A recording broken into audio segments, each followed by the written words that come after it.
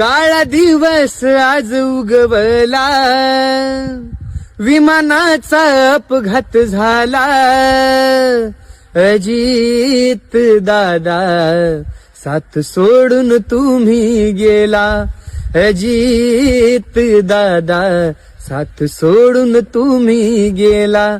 महाराष्ट्राच्या राजकारणातील ढाण्या वाघर गेला. महाराष्ट्राच्या राजकारणातील ढाण्या वाघर गेला. मनमिळावू स्पष्ट बोलणारा कोहिनूर हिरा गेला.